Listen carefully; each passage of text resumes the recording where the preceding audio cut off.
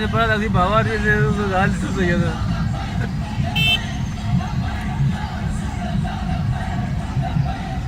भाई यार है ना ले पीछे सब मेरी गली में और ऐसे ही दे बड़े हो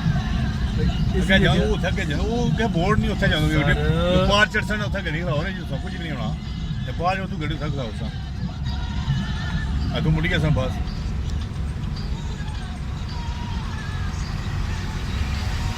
ਐ ਜਲਦੀ ਜੀ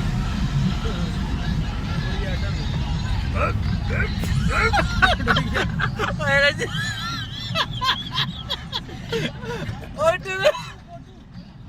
फोटो फोटो फोटो सही अँ करो